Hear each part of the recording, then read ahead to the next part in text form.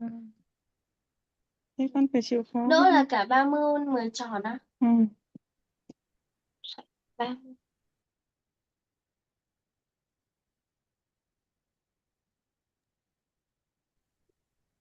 Okay, good morning, everyone from Vietnam, and good morning, good afternoon, or good evening to those who are from other parts of the world. My name is Lan Anh, and I'm the host of our doctorate research group today's event, and welcome you to our event officially. We've just watched a video about Viet TESOL, and well, it's time for us to start. Is it okay? And before we start, please mute yourself during the introduction. But of course, we invite your questions anytime during our discussion. So thank you very much for joining. And this is the first webinar for our doctorate research group. PD this year. And our webinar is entitled TESOL ELT Research Chance from 2021 to 2025 and Future Directions for National and International Publications.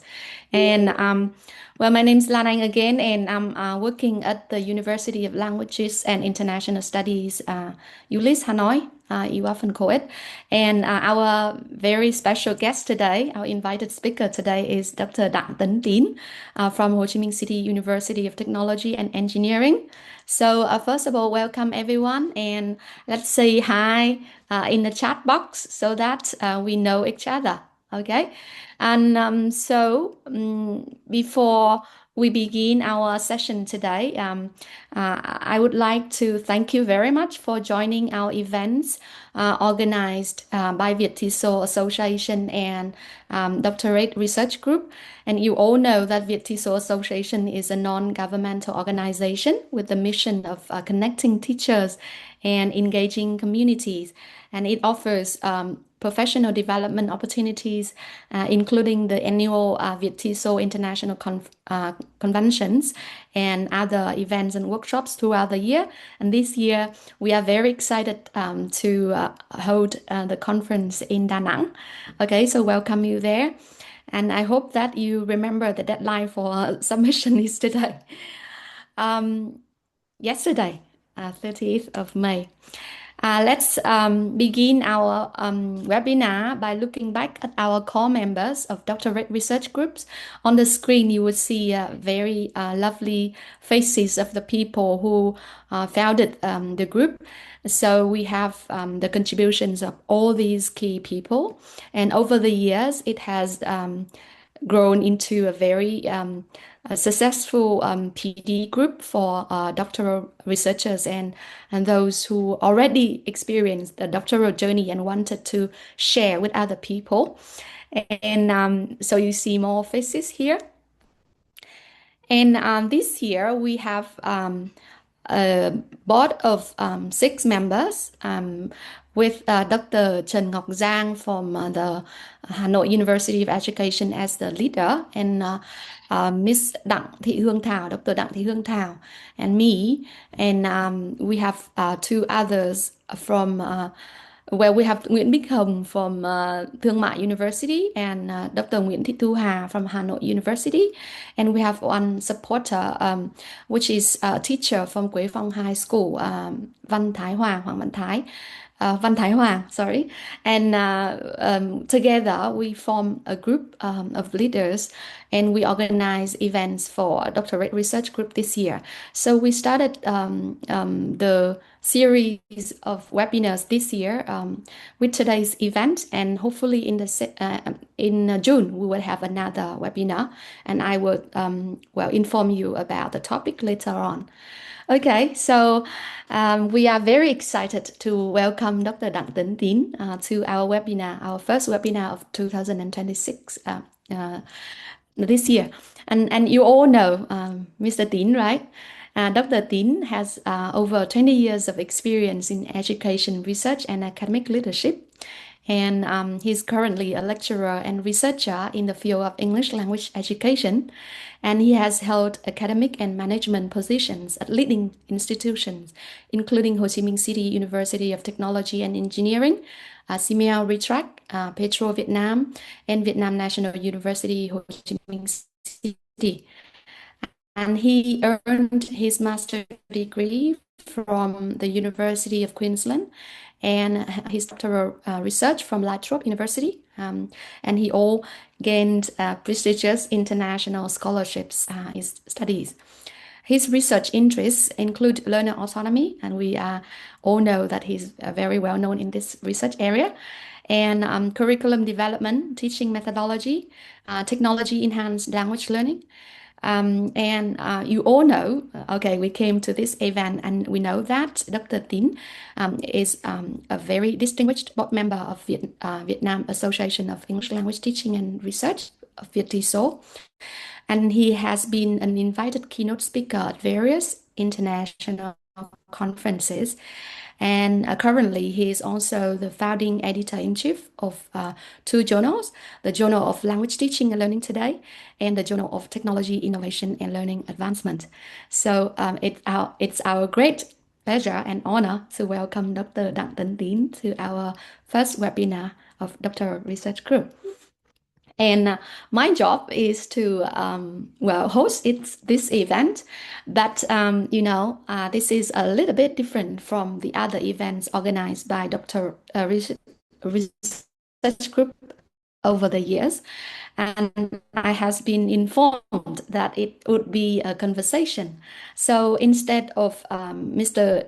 Tín giving us to you all, and we will listen. And today we would organize it as a conversation. So it means that you, the attendees of this event, would be welcomed to ask questions during the webinar, and I will be the one who probably read the questions from you and ask Dr. Tín.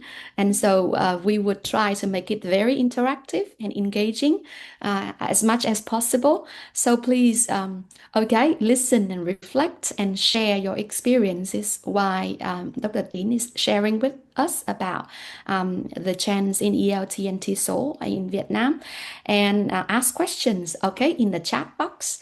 And probably think about what he says and challenge his ideas as well. So that when we leave this webinar, we would be able to learn a lot about his, expertise and his, research. And that is also the reason why we organized this event. Okay, thank you very much. So remember, this is a conversation, and we really welcome your questions during the event. Well, this event was first initiated by Dr.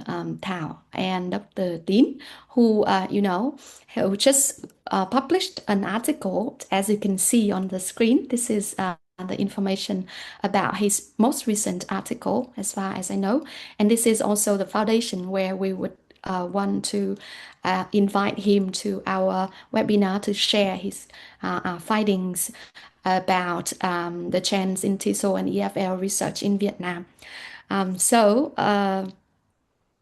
Tín, are you ready?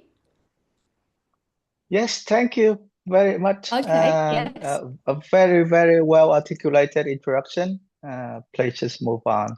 Yes. Yes. Okay, so we can see on the screen some brief information about your article. And of course, this would be the foundation for our discussion today. And so we will ask you a lot of questions related to the findings of this article. And we also welcome a lot of thoughts around the trends discussed in the article. Okay, so could you share with us, why are you motivated to write this article at the beginning? Thank you very much, Dr. Lan Anh and Hướng Thảo and everyone, Yes. and welcome. First of all, let me say a little bit about the idea of doing a kind of the conversational format, instead of Yeah. doing the solo presentation. As you know, when we go to a conference or webinar, what the presenters often do is to do the solo talk. And then I have been doing the solo talk for long, and then I'm quite tired of doing it, simply because I would love to hear more from the audience rather than just doing the talk by myself. So I do hope that in this kind of conversation, I would be able to engage better with you guys, to hear more from you, and also to learn more from you. So just feel free to drop any questions that you have along the way. And then I know that it would be more challenging for Dr. Lang Anh and Dr. Hương Thảo to collect the questions and then organize them into the conversation. But certainly it would be more beneficial and more relevant to us. Okay, Yes. so thank you very much for that. Regarding the motivation Yeah. for the article, as you may know, when we raise any kind of research, or when we start any kind of research idea, we often look for the research gap. And what normally happens to me when our students come to me and say, "Hey, this area of research has not been researched in Vietnam, and then that's why I would like to do this kind of research." And then I would say that, do you think that Vietnam is a kind of country with doesn't do any kind of research? So in most of the situation, it is simply because the research students have not read enough to be able to understand about the research area, rather than saying that, okay, here in Vietnam, there is no research on this aspect. So I would like to give some general ideas about what research in Vietnam have already been doing. However, it would be quite difficult for me to look at all the research reports in Vietnam during the last few years. So I have decided to look at the abstracts, the accepted abstracts from with TESOL, to be with TESOL International Convention, to be able to give a general idea about what researchers in TESOL in Vietnam have done recently. Of course, this collection of abstracts cannot represent the whole research picture of Vietnam in the TESOL of applied linguistics area.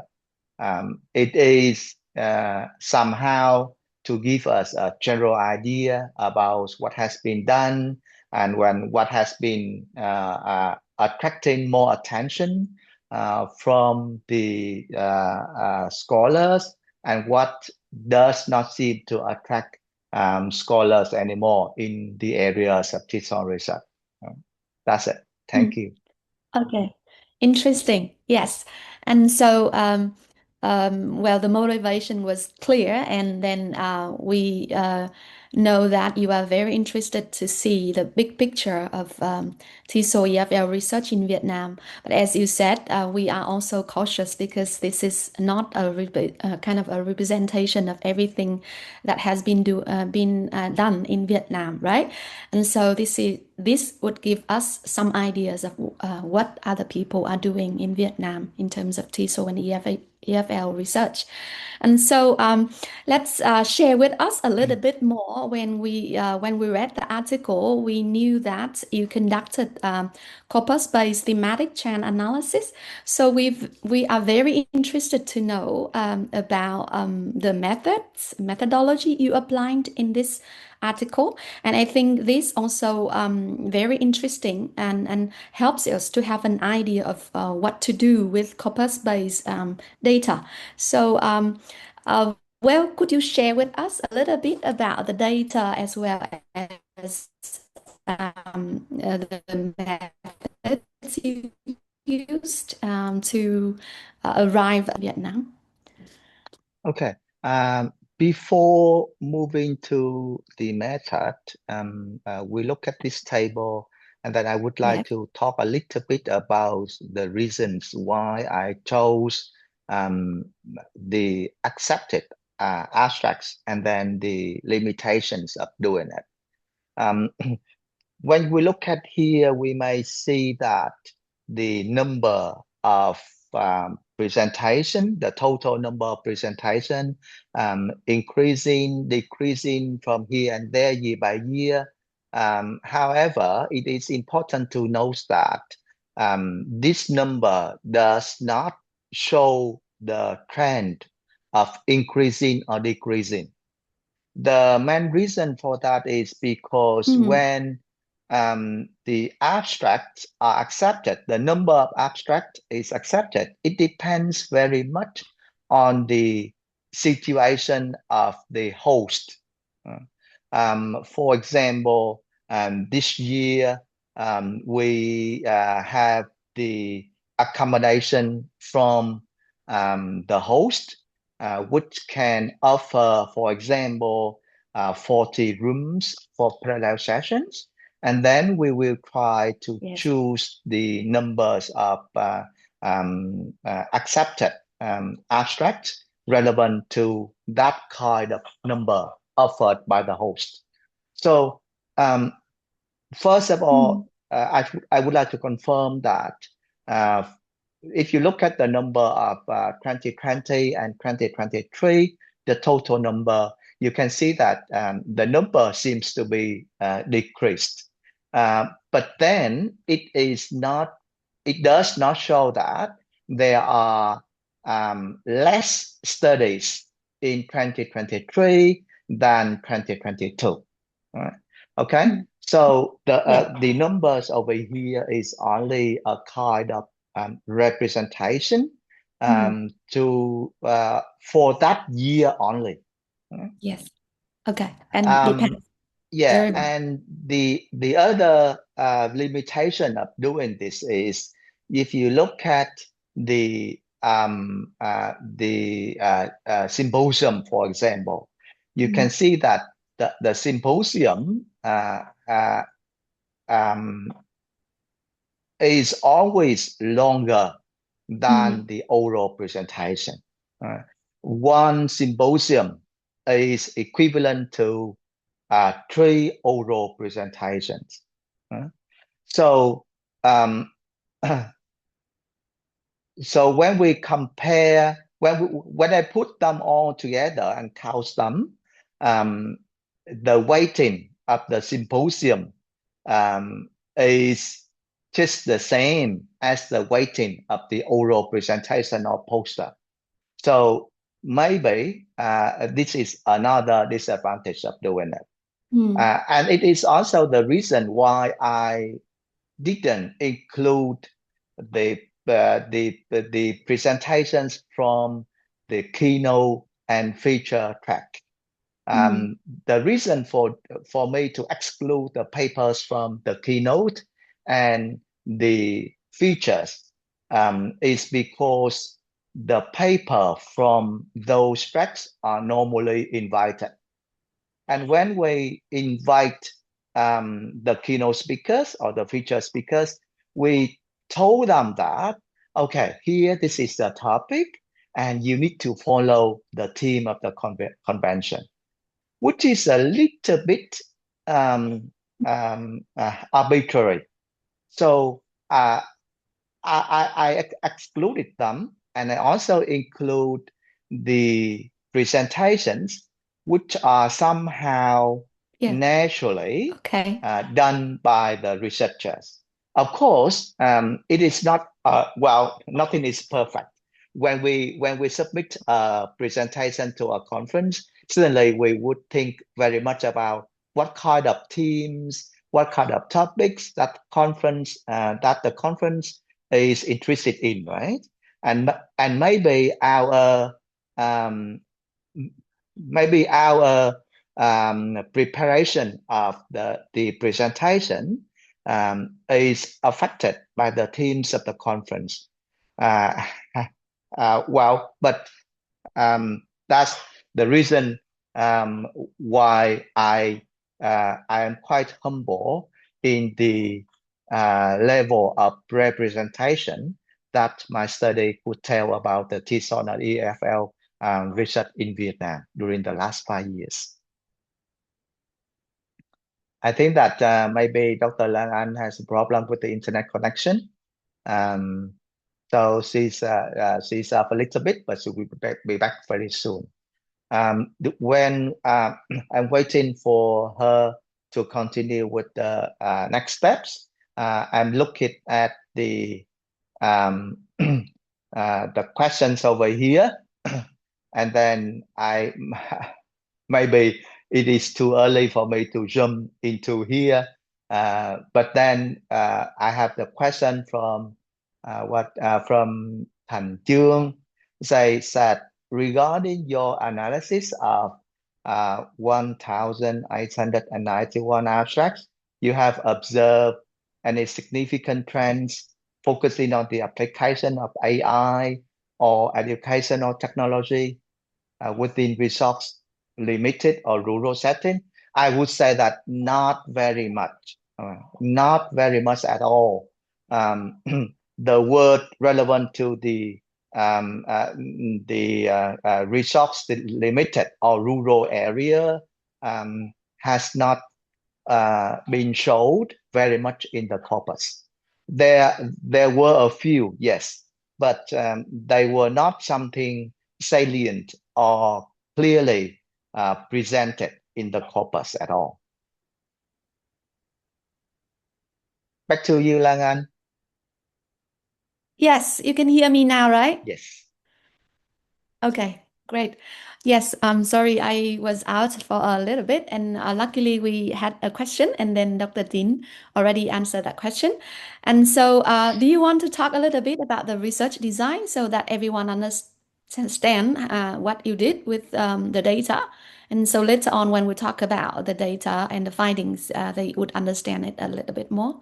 Thank you. Thank you very much, Lang An. This is a kind of issue that I was thinking a lot about it, because of course we know very well about the thematic analysis and then all kinds of corpus analysis, which talks about the use of the analysis of text. This kind of design that I use is not totally new, but it is a kind of combination among quite a few techniques, simply because of the nature of the data. First of all, I call it tokenization.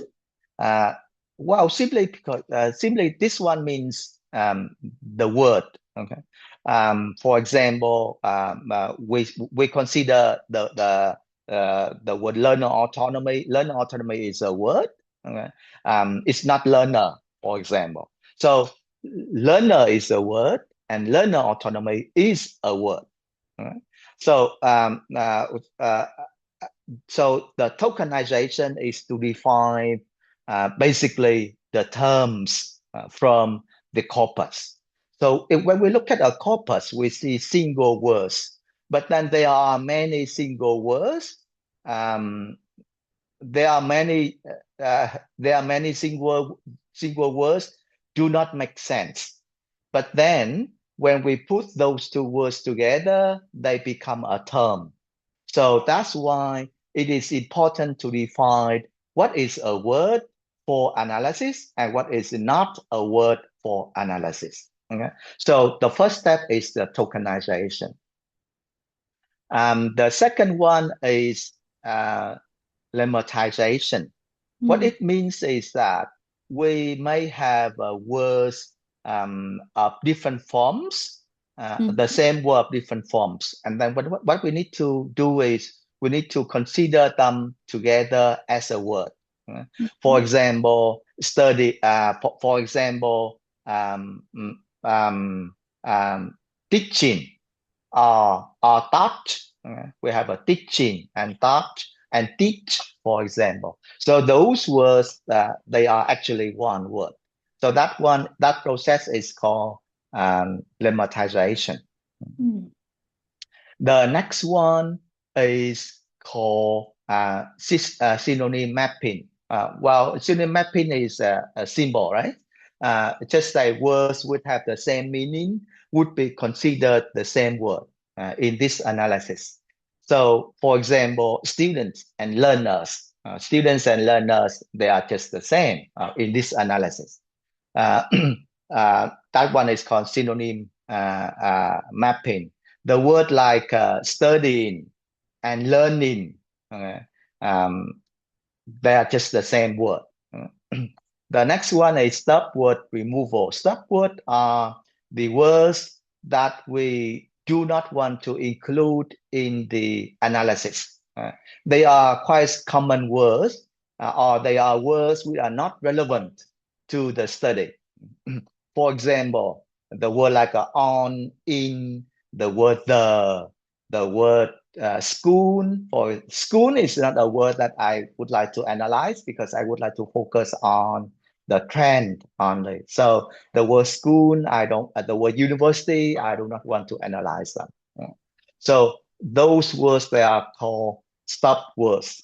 That basically the words which needs to be excluded from the corpus for analysis. The next one is document frequency, because in one piece of text, in this situation it is the abstract. So in each abstract, there are some words which may be used in several times, and then when I count the word, I think that it is better to consider the existence of the word in each abstract only once. The repeating of a word in an abstract, it does not mean that the abstract will have more weighting on the frequency of counting. So for example, the word agency is repeated 3 times in one abstract. It is counted as once only. The last one is normalization of the data. As I said at the beginning, the number of abstracts accepted by a year does not reflect the total number of studies conducted by that year in comparison to the number of studies in other years.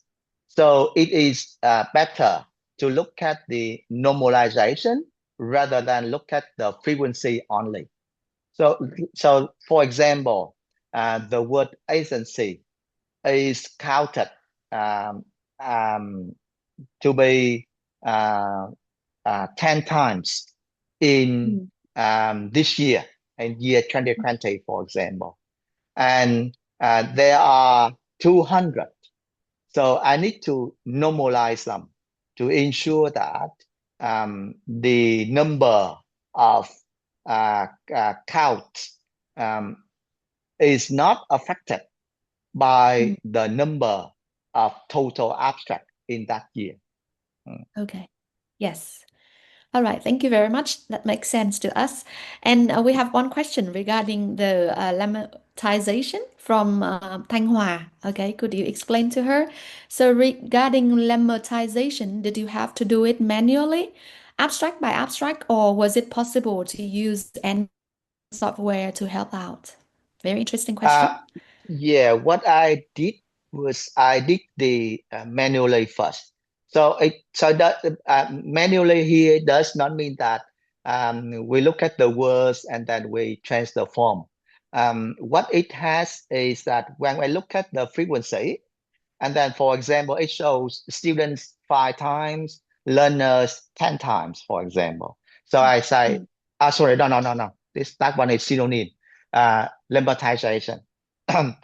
lemmatization, the way that I did it is I look at the frequency and it's like, for example, uh, uh, learning 5 times and learn 5 times, for example. So I need to combine them.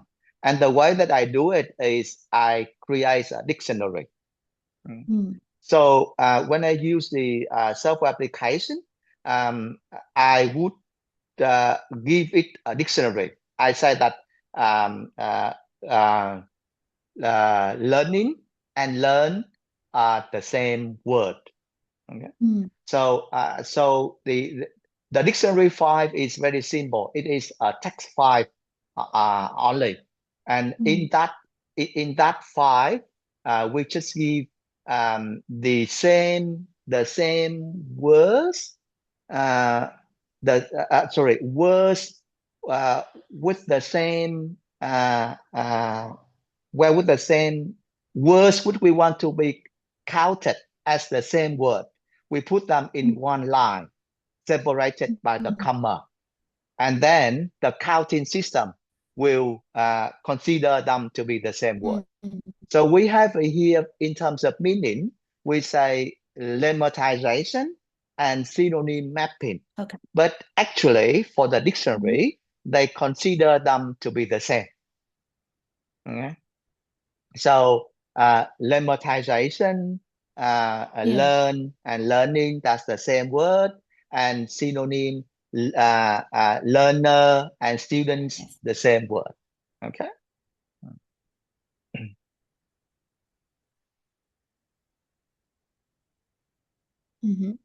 Okay, yes.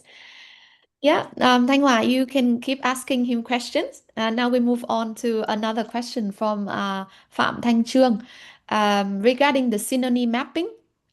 So how did you handle context-dependent terms? For example, in ELT, a single term can have drastically different implications depending on whether it's used in a theoretical paper or in an action research study. So did you rely on a predefined taxonomy, or did you use an AI-assisted approach to ensure the semantic accuracy? So yeah, from I Phạm would Thanh say that Trương, I do not. Dr. Tín. I for this study, I didn't go much into that level of complexity. The synonym mapping that I did was at a very simple level. That means that the words which are not very much context dependent are done in the synonym mapping only. For example, students and learners, teachers, lecturers, for example, words which are very much relevant to the context. I didn't do it very much. I know that it is it is also another limitation, but then going very much into the level of the context to interpret the meanings of the words, it would be very difficult when we have to deal with a large number of text, particularly in these situations. The texts are not very much context dependent. It is important to understand that normally the text in the abstract are quite quite a kind of lay language rather than a kind of technical language, which requires a lot of contextual information to understand the meanings of the words. Yes. Usually we know that in abstract, people also use kind of plain language so that like readers of other fields can also understand. Yeah. And on question from Thiên Phước, do you have any special software to analyze the data? Yeah, it again. Well, the software that I used is NVivo. So NVivo can count the text very easily. So if you import the the files into NVivo, and certainly it can help us to count all kinds of things that we want. I mean, it can help us with the tokenization, the lemmatization, the synonym mapping. Of course, Yeah. and the stop word too. But of course, it depends very much on our input. I mean, we have to create a dictionary file, say that these words are together, these words are not together, for example, and these are the stop words, don't count them, for example. And then it will do all the counting for us. We can also do it. I think that we can also do it with some other softwares for sure. But then NVivo is simply because I'm very familiar with NVivo, so I just do it to make it simple. And then after that, for the document frequency, I export it. So after doing the first 4 steps, I export the result into an Excel file, and NVivo helps me with doing it. And then I do the calculation on Excel for normalization. Because in that time, we just need to divide the numbers of the frequency to the numbers of the abstract. So I did it with Excel in the last step.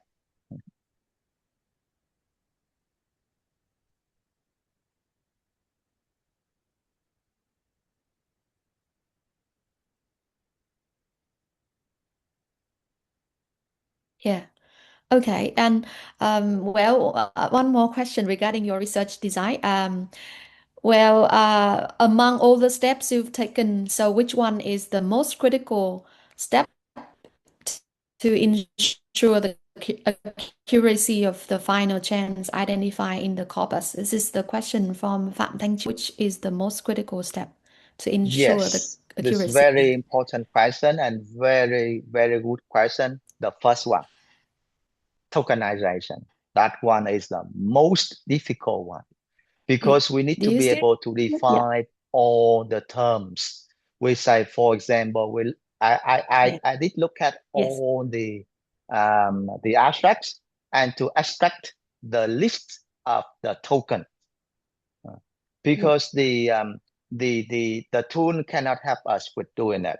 We have to look at the abstracts by ourselves and to make that list. So, for example, learner autonomy. It would be very difficult for any tool to actually recognize that learner autonomy is a word. Right?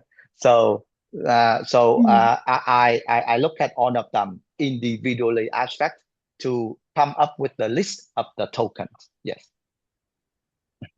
Okay, thank you very much. So the first step is the most critical one. And one question, I think this also moves us to the next line. Probably we would talk a little bit about how keywords are classified into these 4 categories and showing the chance later. So could you explain a little bit about how you label these categories? The labeling is not difficult simply because we are in a very specific area. I mean, TESOL and ELT, right? So when the keywords are calculated already, it is quite possible for us to put them into groups. You have any? This is the label of the keywords, right? So can you show the label of the keywords? I mean, the 4 groups of trend, the slide. Here? Where? Yes. Okay. Which one? This is already one of the findings already. This is the trend. This is right there. This is the trend. Yeah, the theme here. Okay. Theme here. So should we talk about the themes, the findings now to explain because the question What you that found with we have from the audience is about how to put Yeah. the individual counted words into teams. Mm-hmm. Yeah. So it is not this slide. Can you show any slide Yeah. which show Not the this slide. the team? Well, probably I don't have the slide here. So you can just say about it. Okay. Yeah, because Well, I think after that you this have a one. slide, yeah, Can you? we Yeah, will this move on. this okay. Okay. What happens Yeah. with the teaming? You can call it teaming. I mean, from the technical term is from the individual code, and then we put them Yes. into the parent code. Yeah. First of all, what I did was screening. So I look at Yeah. the keywords, and then I put them, for example, whether it says technology, for example, or it says ChatGPT, for example, and then I put them into the group of technology. So basically, what I did was one by one and one by one, and I compare what we have in the corpus together with the words that I have already sorted out. So let's say I got around 50 words counted. And then those 50 individual tokenized words, I put them on each one will be on a piece of paper. So I get all of them Yes. on different pieces of paper. So what I did was I gradually moved them into groups. So I say, okay, this one go with this one, that one goes with that one. And then I have a quite general idea about the kind of groups that I may have. So the first step is for me to understand the new corpus. Okay, in this new corpus, again, the new corpus includes the counted. I call it salient tokenized words.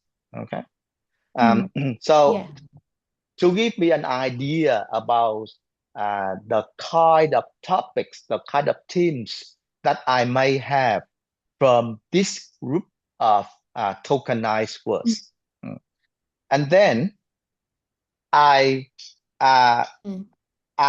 gave that list of words to two different people who are also in the TESOL area. And then I asked them to say, hi, can you just help me to put these words into groups? They didn't have any idea about what I was doing. I just say that I got these words. Yeah? And can you help me to put those words into groups? And then and then they help me with doing that. There were a few words that they said that they were not quite sure whether these words belong to any of these groups. Right? And then I say, okay, with that, just do what you think it makes sense to you. And then later I compare those the ideas from the two people, and then surprisingly, they are not very much different from each other. I mean, from the semantic perspective, they have done it. And then when we look at that, when I look at that, the ideas are not very much different from each other. I mean, the difference here is about the words within a group. The first one have, for example, 5 words in a group. The second one have 6 words in the same group, but the overlappings between the two members are very, very clear. Mm. The next step is was that I put those ideas together. So I put them in a table. I put the words into groups in a table. Yeah. And then I send that group to ChatGPT and Gemini. I Yeah. say that I have those words in the groups already. And these are the words that I'm not quite sure whether they should come to the previous groups or whether they should come to different groups. Okay. And then can you just help me to say whether these words should go to any of these groups or not? Okay. Mm. So I have already got the solid groups from the two validator, and then also me as well. So 3 people have already consolidated the teams, but there are some other words that I was not quite sure about, and our validator were not quite sure about. So basically, I asked ChatGPT to see whether they would like to put these words into groups or not. And you know that ChatGPT and or Gemini, that they can also find out ways. Okay, but again, they started to put words into new words into the existing groups, and and then I look at their grouping, and I say, explain to me why you did it like that. Okay, and then later I expect all of their grouping with their reasoning. I look at their reasoning, and then if their reasoning is suitable, it makes sense to me, I agree with that, and then I move the word into the group. So with the words that I do not agree with that, I can exclude them because if they do not fall into any pre-defined teams, I would remove those words anyway. So finally, I come up with the teams. Okay. Yes. So obviously, we can see that you do consult the experts in the field, the people who understand the field, and also you consult AI as well. And but at the end, you also make critical decisions using the knowledge you have learned from the field to make the final decision, right? Yes. Yeah. So The it's AI tools in this situation are like some other people. So yeah. I treat the AI tools as some kind of people looking at the text and then give their reasons or give their understanding of the text. Yeah. Yes. So we use it as a source of information and understand and then turn ourselves into more critical people, right? Understand Yeah. how they make that decision and we decide. Yes. And I think one question from Hua is about the differences when you focus on the presentation titles or when you focus on the abstracts. Maybe we will talk about that because later we have a slide talking about the differences of the chants when you analyze the presentation titles and when you analyze, titles and analyze the abstracts, not just presentation. So we'll talk about that later. Yeah. So now we get ready to talk about the chance now you identified from the data. And so this line, as you can see, and everybody can see, is the themes that are kind of very emergent themes from the data. Themes that you found most kind of frequently mentioned in the either the abstracts or the titles. So could you explain a little bit? And we are curious to know.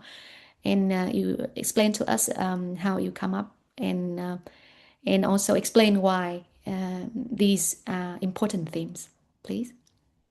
Well, it it it is quite similar to the question that I just explained, means how the themes are formulated, Yes. simply from the individual tokenized words, Yeah.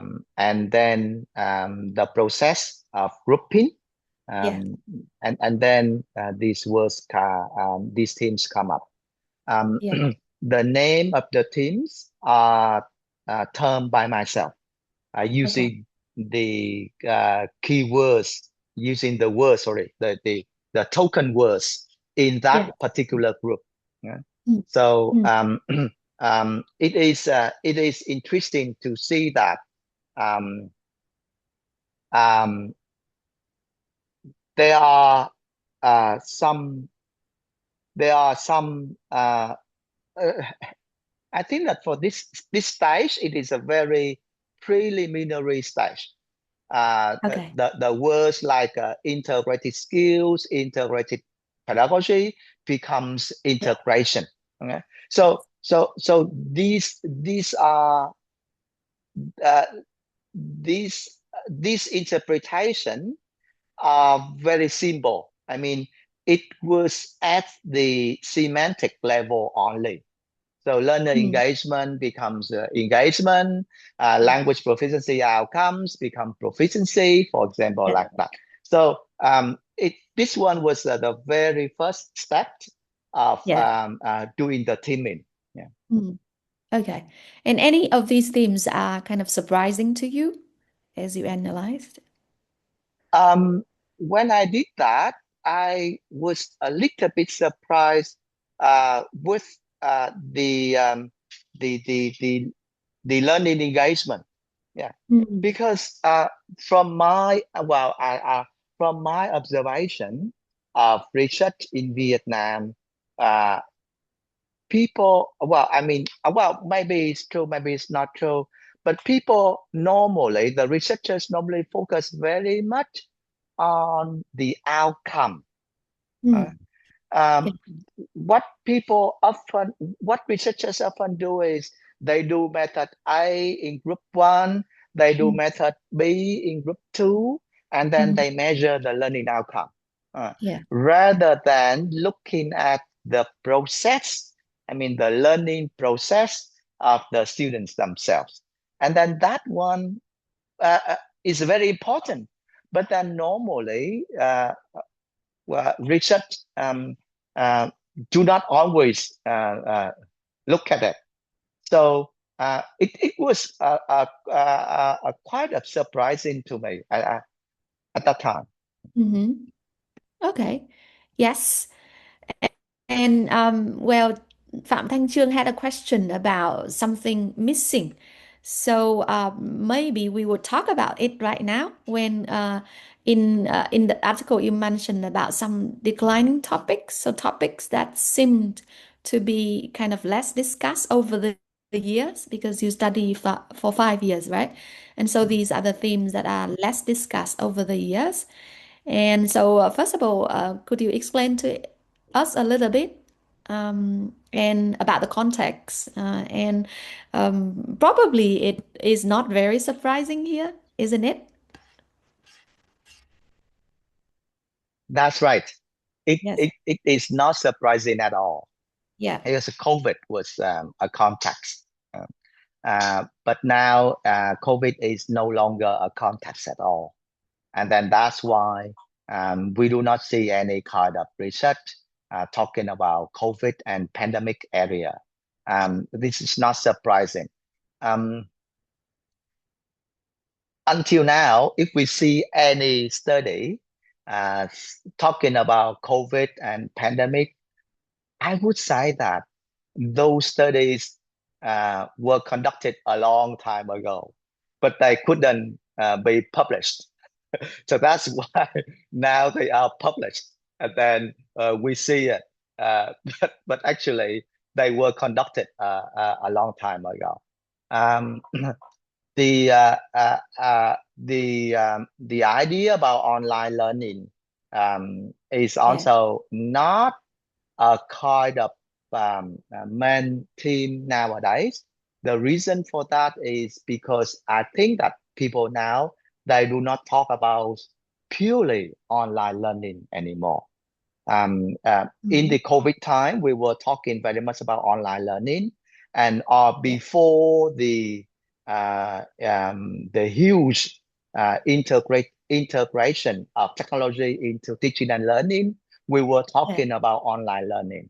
But nowadays, people know very clearly that online learning only does not make significant impact on learning quality.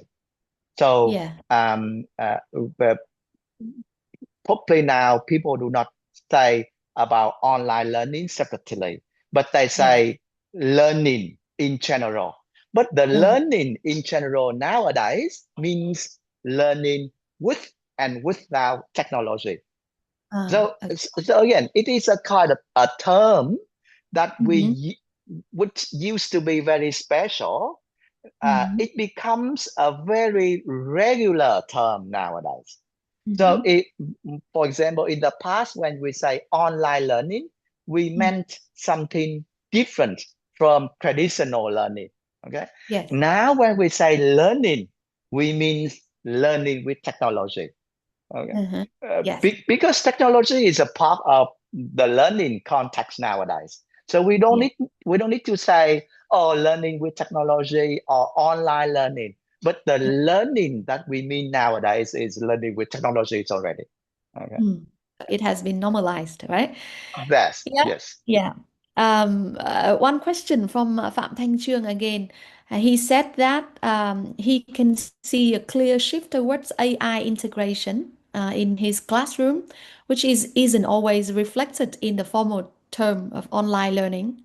So, do you think the current classification system might be missing a little bit about the hidden AI trend because it's being miscategorized under broader declining terms like distance learning or online learning?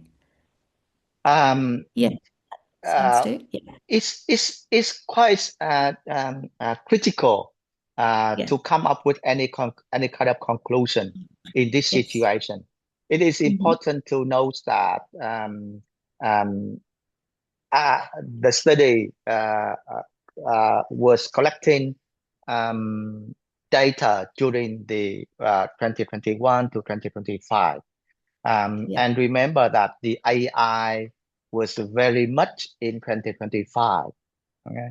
At the around late 2024, but very much on 2025, and now it becomes very popular. And remember that research reports always come out around a year or 2 years after the current situation. So when people reported their research in a conference, they did it a few months or even a year before that, right? So the trend or the ideas reflected in this paper, in my paper, maybe is not relevant very much to the current situation of the AI use in the classroom. Right? So maybe this year, 2026, we will see a lot of research on the use of AI tools in classroom practice, for example. I was, and then it is also critical in the sense of the interpretation with the word AI and online, with the word technology, because in many research studies, the researchers only use the word technology instead of saying particularly any kind of specific AI tools or any other tools. Remember that the the term AI is a very critical, because nowadays everything can be AI. We say I use this tool, for example, Grammarly. Is that AI? We say, oh, okay, yes, it's AI. And Yeah. or we have a tool like Memrise, for example. Memrise, before we didn't say AI at all, but now we also say, yeah, it is an AI tool. So Yeah. every apps, every app nowadays can be called AI tool. So well, and for researchers, some they want to call it AI tool. Some they don't want to call it an AI tool anyway. Okay. Technology. Yes. Yeah. Yes. Okay. Yes. Okay.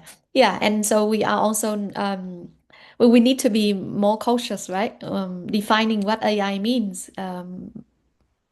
Yeah, exactly what AI tool are being used, for example, and what kind of artificial intelligence tools there should Yes, be. and in some abstracts, Yeah. the researchers only put in, for example, an app.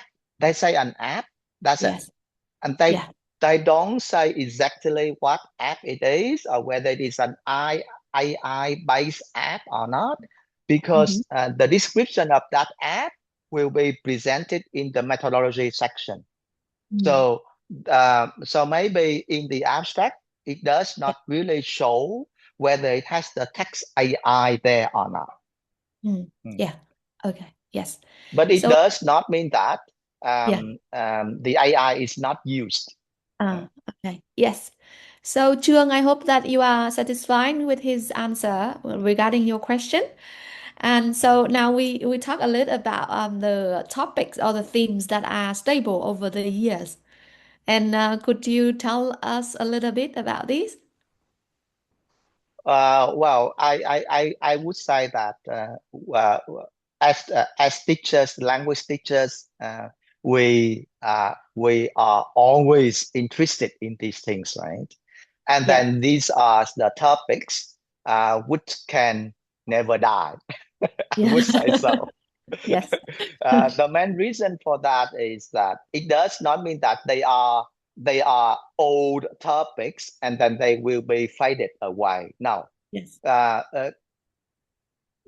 The main reason for that is because these are the topics of our area, of our field. Yes. And then when we want to improve the teaching and learning quality, certainly Yeah. we will focus on these areas. However, it does not mean that because a lot of research has already been done on this area, so there's nothing else for us to do. Remember, it is important to note that they are the main focuses of our study, sorry, of our area. And Yes. then even though there have been a lot of studies on these areas, our learners, our Yeah. contexts are Yeah. different from time to time. Yes. So Yeah. let's say we look at the skill development.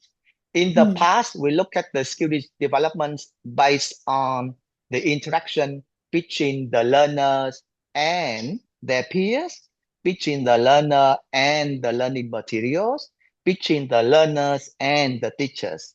But nowadays, we also have a new version of material, that is the app, the chatbot, for example. And then the student can also improve their language skills through the interaction with the chatbot, through the interaction with the whatever AI tools over there. So the contexts are the contexts are different, and then that's why it requires more research. Yes. Similarly, our learners in the past, well, maybe we accept it or we don't accept it, but it's quite somehow understandable that our learners are different from time to time. In the past, maybe our learners were less active. Well, I didn't want to say passive, but in the past, the learners basically they were less active than the students nowadays. The students nowadays they are exposure to different tools and different channels, different communication platforms, and then maybe they become more active, or maybe their thinking about learning, their confidence about their learning is different from the students in the past. And that's what we need to focus on. Yeah. Yes. I see. I see the point.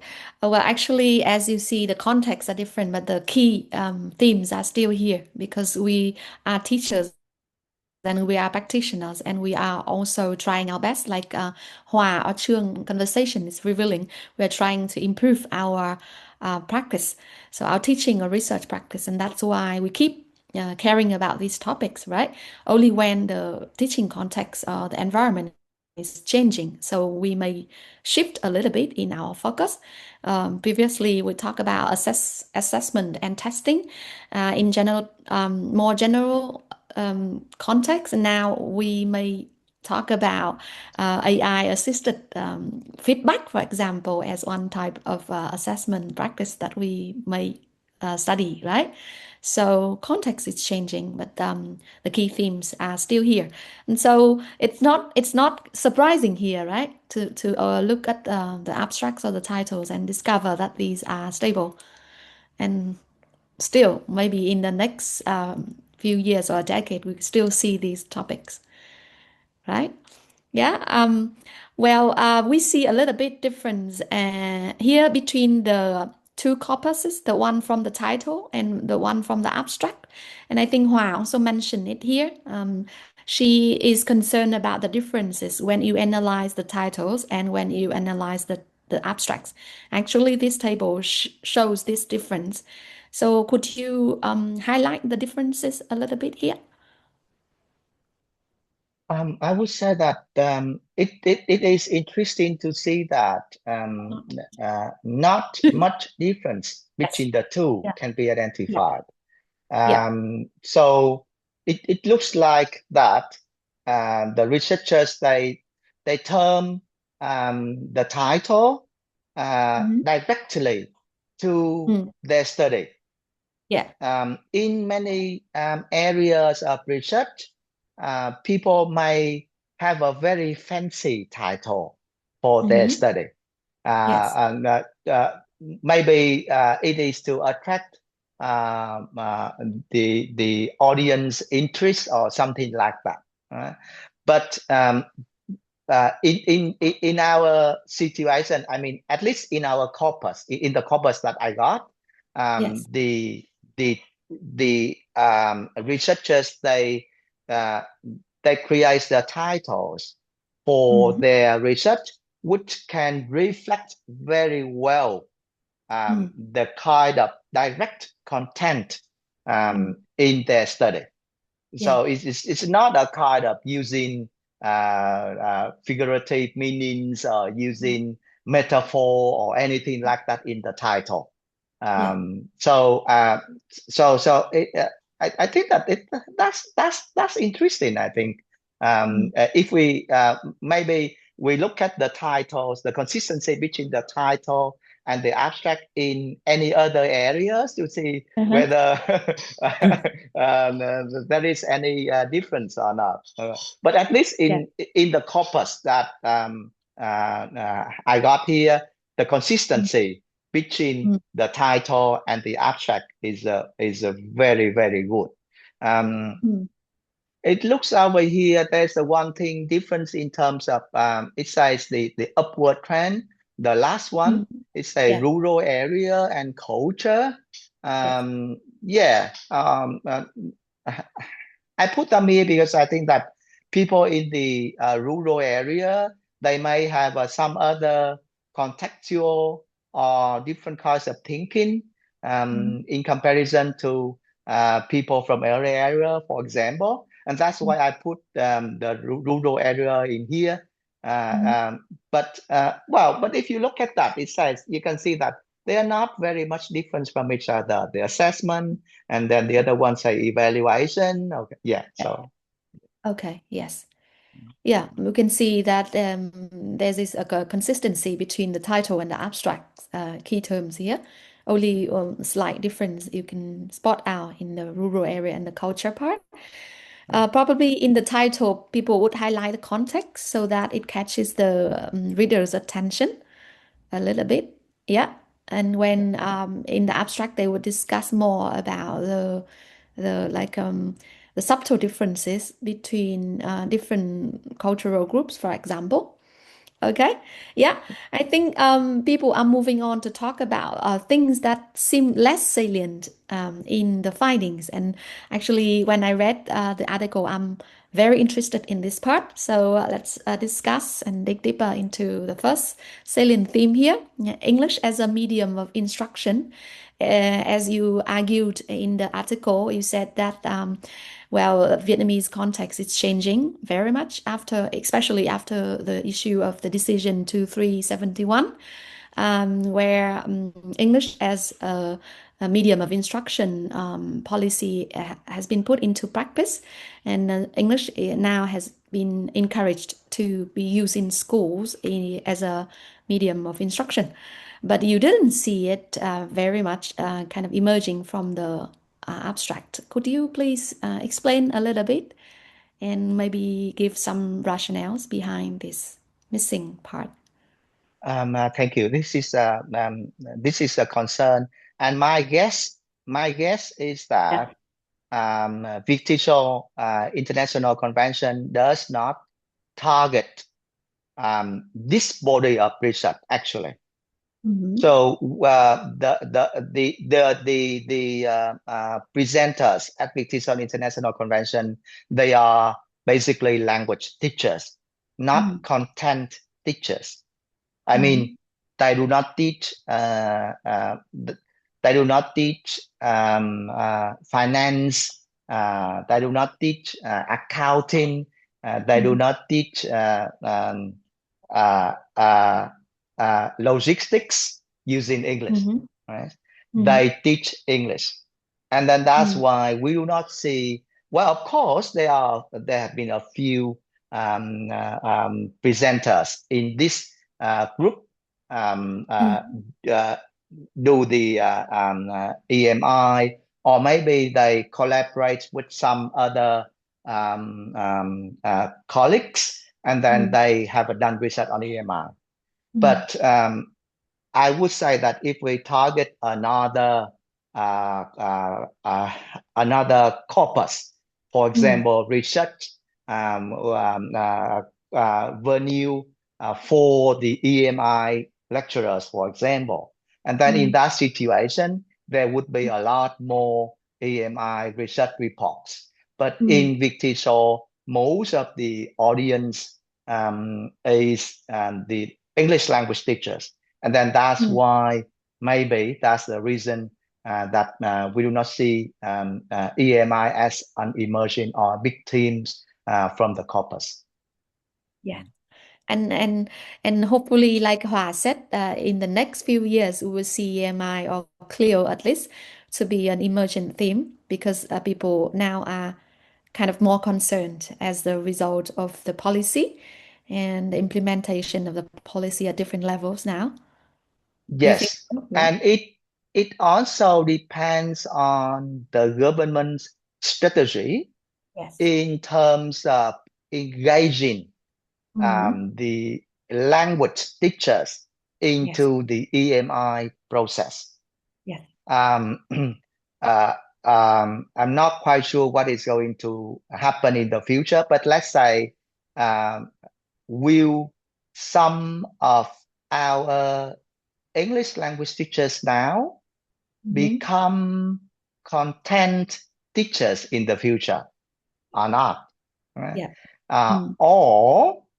Or the content teachers now will do the EMI in the future. Mm. That means that the EMI teachers will need to improve their English language proficiency, and then they will do their teaching in English. Or the English language teachers now will do some of the courses. I mean the content courses in the Yes. future. Well, so maybe the content teachers, they would report their EMI research in some other venues, not in Big TESOL International Convention. Mm. Yeah. Okay. Yes. Yes, I agree with you. And so let's wait and see. And people may have different kind of venues, different a lot of conferences so far in the year. And they may choose kind of some particular conferences just to report on EMI policy and practices, for example. But let's see. And we hope that you will do another kind of analysis.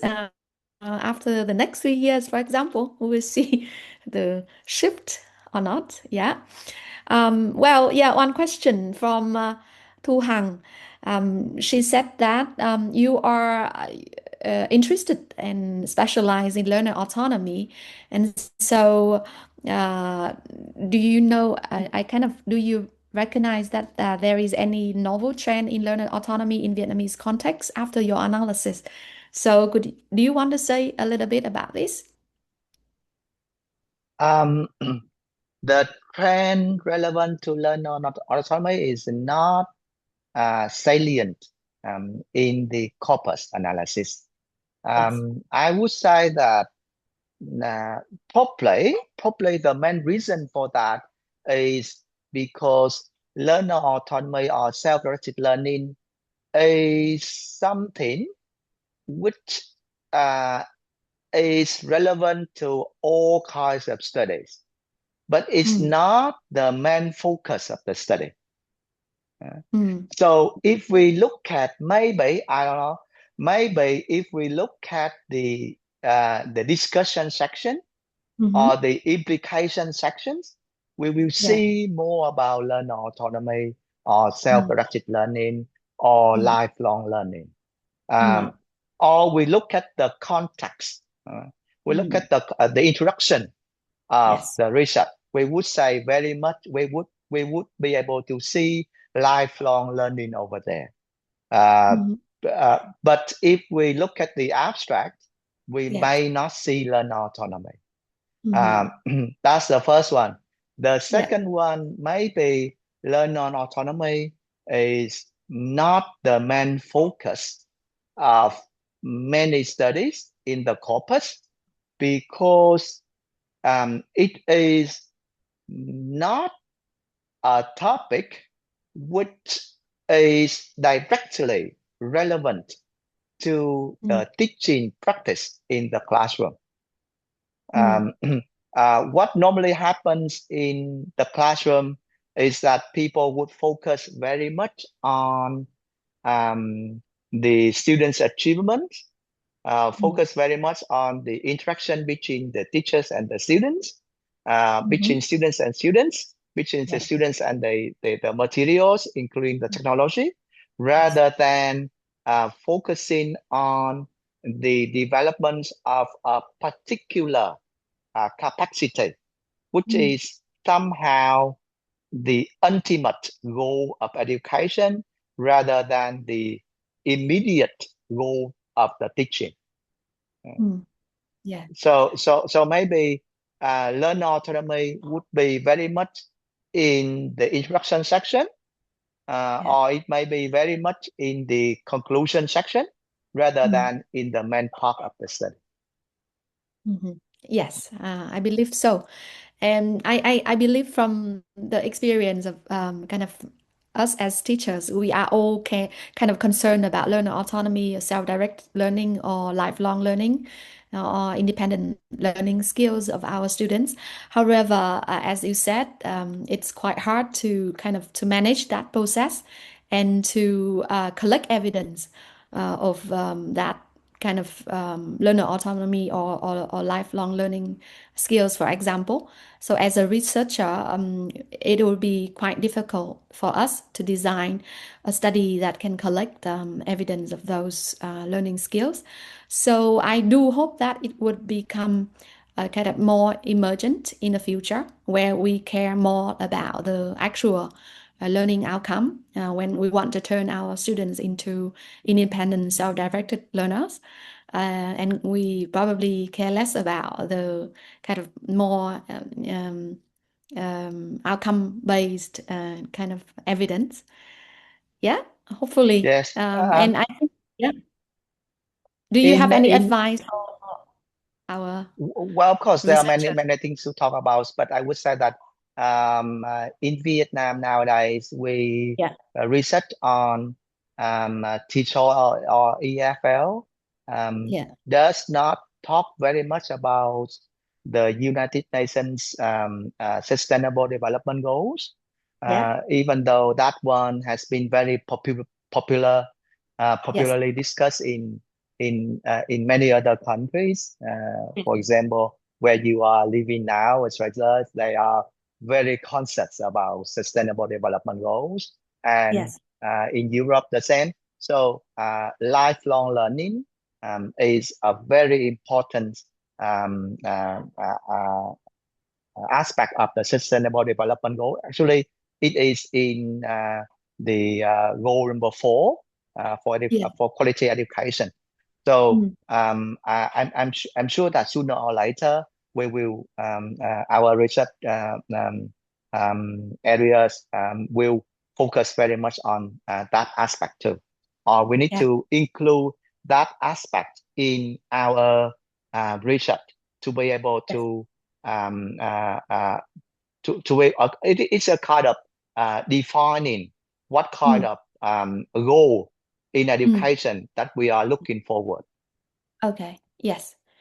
Yeah, thank you very much. By the way, I would like to ask the audience if you see the themes related to sustainability on the slide here, talking about sustainable development goals or the topic of inclusion, inclusive learning, social emotional learning, adaptability, or global citizenship, for example. Which one are you most interested in? Can you type in the chat box to let us know?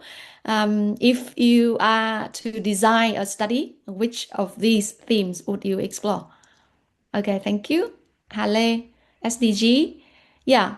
So, others, please. Inclusion, yes. Thank you. Yeah. So we can see the people are typing. Yes. So recently, I am also very interested in inclusive learning. So designing learning experiences for learners, for all learners, regardless of their background, their educational background, or their cognitive ability, or any kind of barriers they experience. So I hope that we would care more about the themes of diversity and inclusion in our research, and we turn kind of those kind of more broad policies into our daily teaching practice, where we can actually care about individual differences, and we care about the attributes that of the 21st century learners. We talk about global citizenship here, or we care about social emotional learning here. Thank you very much, audience. So you see, Dr. Tin, people are interested in various topics, and so I think it also highlights the future directions, right, for research. So we Yeah, would, I think that social emotional learning is a very, very important topics nowadays, yes, and yeah, it is a huge area for research. The main yeah, reason for that is because we are in a context where the students are often required to work or they are not required to work, but they are supposed to work a Yeah. lot with technology. Yes. We can see that kids nowadays, they use technology a lot, Yes. and the students in high school, students in university. Well, I have to say that it could be very difficult to see any student nowadays who do not use AI like a ChatGPT or Gemini during their study. Yeah. So it becomes part of the norm. And when Yes. using with technology like that, excessively like that, there will be a lot of issues with social, emotional aspects that we need to focus on. Yeah. In my discussion with the students, Yes. it shows very clearly that the students, they are overconfident of their capacities in dealing with the problems simply because of the use of AI. So when they use AI, whatever kind of problem that they have, they can ask the tool to give them the answer. And when they have the answer from the tool, they accept the solution right away, simply because of their limited understanding of the situation. Well, let's say if you know the answer, or or you have some idea about possible answers, and then when we receive an answer from somebody, you should be able to make judgment on it, right? You say that, okay, whether it is useful or whether it's not useful, whether it's better than this one or why. But then if you have no idea about a problem, if you have no idea about the solution for a problem. So when you look at the first solution, oh, that's it, that's the best one, right? And then it is a kind of issue that we really need to look at, Yeah. because I would say that the students, they somehow they are not how can I say, they are not um, good enough to be able to make evaluation Yeah. of the responses from the AI tools. And then that Okay. is not very useful for their learning development. Yes. Thank you very much. And so I hope that people who attend this seminar, this webinar, would have some ideas about what to do in the future. And so one question from the audience would be about the inclusive learning and inclusion. And I would also share a little bit about the inclusive learning design and or the universal learning design for like different types of learner. Here in Australia, there's a kind of a prioritized policy from the government, and it is now being embedded in the universities and schools where learning is designed for different learners, kind of from the beginning, not as like when we see the differences in learner. Now they target more at the students with disability. Student with disability is usually kind of an underserved group in our student population, and learning design for students with disability is to care about them from the outset, like to design learning materials so they can read without barriers, or they can listen without barriers. For example, we care about slides that we design. We care about reading text we design so that learners with, for example, hearing or vision impairment, for example, they can access learning without difficulties. And so inclusive design is being promoted in many parts of the world, including Australia. And so I do hope that in Vietnam, people would care more about inclusive design for learning in the future. Okay, apart from what Dr. Tín has been sharing with us about social emotional learning. Okay, thank you. And so, talking a little bit about the design for the research. So, do you have any advice for people who want to publish internationally or in national journals about the topics that you've just shared today? Any advice for them in terms of the research design or research methods? Uh, well, I would say that research nowadays would because we have so many opportunities to publish our research. Yes. So I would say that it doesn't matter which one you would like to do. If you do it well, certainly you would be able to have a very good chance to publish your research. Um, whether you do qualitative or quantitative or whatever it is, the mixed one, that it is also okay, as long as you do it well, and then that's fine. Mm, So do not worry very much about the research methods, and mm, try not to be affected by the mm, research method. yeah. Remember that research method is the means to understand the phenomenon. Mm, So if you have a phenomenon and you think that this is the best way yeah. to understand it, and then just be confident and do it in the way that you think it is the best. Do not Mm,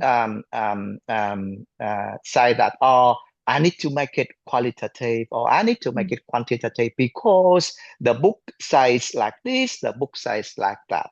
Well, mm, the guidelines from research methodology books are very useful yeah. because they can help us to establish a position where we Yes. can understand the phenomenon in a better way. But you researchers, you should be the one who know best about your research. So just use the methods that you think it can help you to understand the phenomenon in the best way possible, and then Mm, it would be perfectly okay. mm. Yes. I agree with you totally. So sometimes novice researchers may worry too much about the methodology and thinking that methodology might be a barrier, kind of something that the reviewers would look at when they review the research. It's true that they would look at the methodology, but once you could justify it, right? Justifying it with evidence,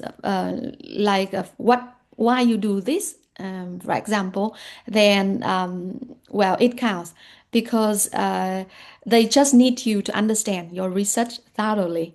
So the different decisions that we make in our methodology section, for example, could be justified well in the context we are doing, and that would be great, right?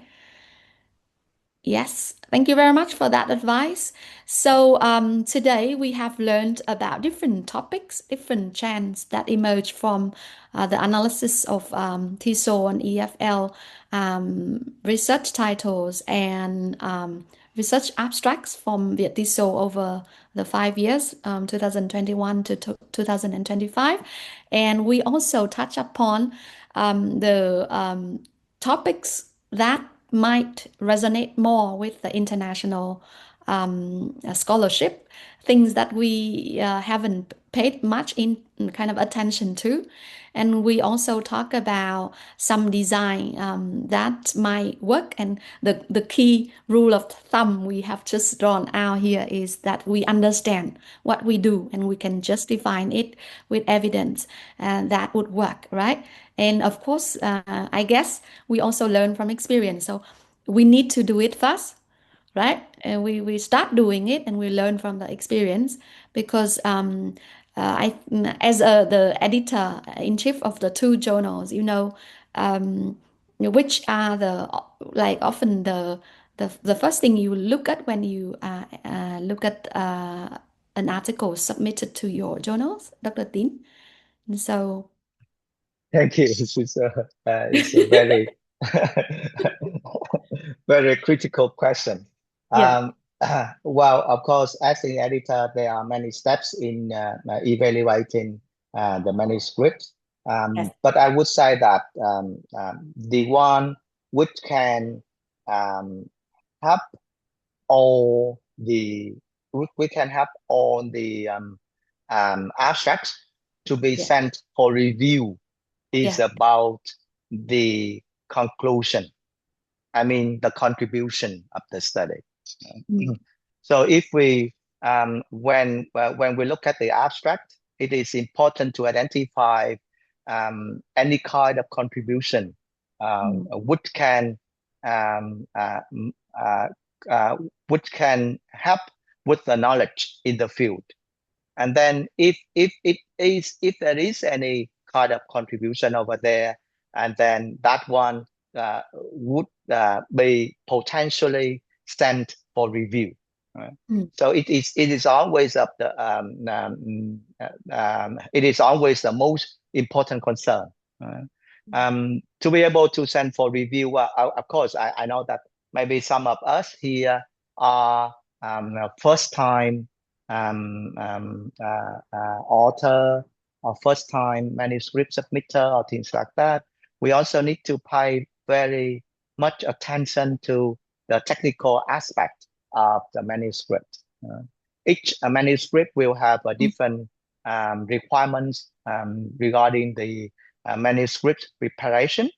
So it is important to follow the technical requirements for the manuscript to be sent for review. Okay?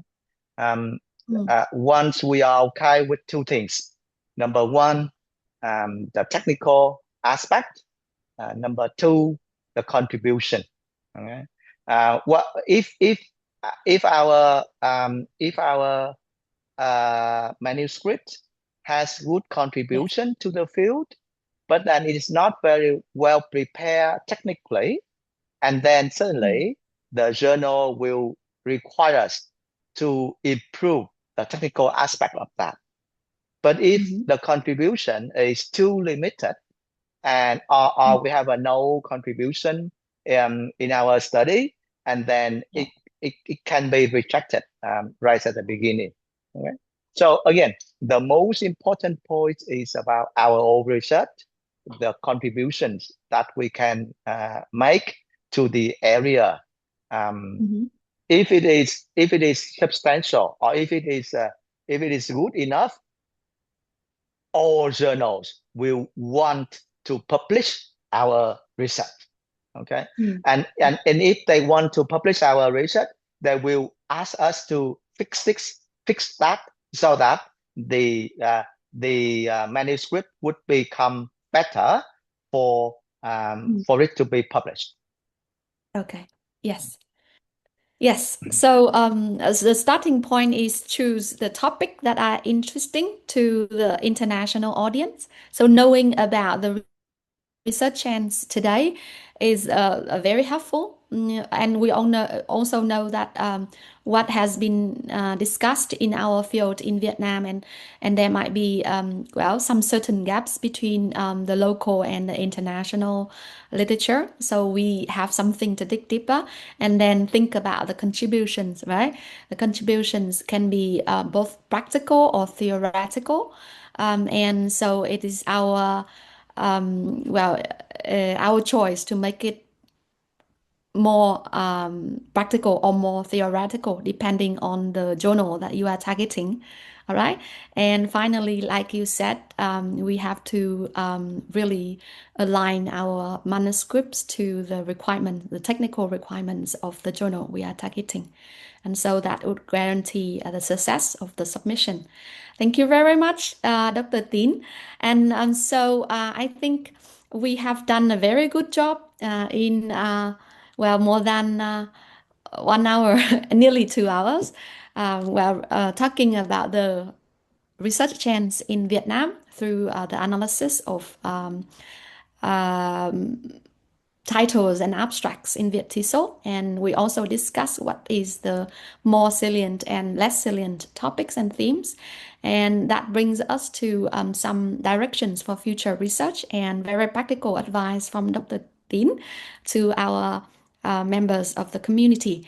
So I would love you to share with the organizers some takeaways. So could you please write in the chat box some takeaways you have got from the discussion with us? Hopefully something remains and will be carried away when you leave the webinar. So in 2 minutes, could you please write down your key takeaways for our today's webinar? When everyone is writing the takeaways, I would like to take this opportunity to thank you everyone, and also to keep you updated with the abstract submission in TESOL 2026. Up to now, the abstract submission has been closed, and we have received over 1,000 abstract submissions. We will start the review next week. So if any of you have already registered to be a reviewer, please be ready in the next few weeks, because we will have to work intensively. Our over 20 track directors will work with you very closely during this process. And the VTSON International Conference 2026 offers a range of publication opportunities. So if you are interested in any kind of publishing your research, please stay tuned and keep updated with what has been happening in our website, and feel free to send us questions if you have any. We will release the publication announcement once the abstracts are reviewed, and abstract of acceptance emails are sent to all of you. Thank you. Yeah, thank you. Thank you very much. So before you leave, and please, yes, look at the chat box. You will see that we send you a link. Yeah, please leave us some reflection notes there in the link. And once you complete the reflection, you will receive a certificate of participation to our webinar today. So don't forget to complete it before you leave. Okay. So I share with you some of the key takeaways during the discussion with Dr. Tín. Well, we know from our discussion that there are emerging topics that have been done so far, including learner engagement, skills integration, assessing and testing evaluation, language proficiency, and any innovations related to our classroom practice. But we also know that many topics are under-researched in the context of Vietnam. For example, learner autonomy, self-directed learning, lifelong learning, EMI-related topics, anything related to sustainability like SDG, inclusion, adaptability, social emotional learning, etc. are very under-researched and really need your attention. So if you have any ideas regarding one of these topics, please really carry it along, and then invest your time into these topics, these very promising topics. So thank you very much. Don't forget to fill in the form and get a form of a certificate of participation. All right, the link is sent to you in our chat box. Okay, so thank you very much, Dr. Tín, for spending time with us. We really appreciate your insights and your very important findings. And thank you, Dr. Thảo, very much for initiating this event and for the doctorate research group to be able to host this event with our community members. And we hope to see you again in our next webinar, hopefully in June. And this is our kind of proposed title. So if you are interested in knowing more about the journey to a doctoral degree, all the strategies for writing a research proposal and also for dissertation defense, please join us in June, and more details will be sent to you on TESOL website and Facebook group. Thank you very much, and thank you everyone.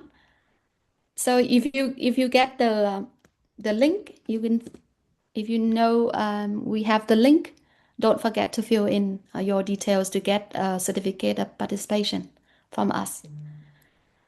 Okay, so well done. So it's the end of our webinar today.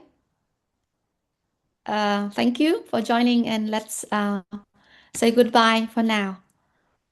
Thank you very much, everyone. Thank you, the Thank host. Thank you. you, Lan Anh, for all kinds of preparation. Yes, thank you. Thank you, Hương Thảo. Bye. Thank you, Dr. Tin. Thank you, Dr. Lan Anh, and thank you, everybody. Okay, goodbye. See you for the next webinars. Yes.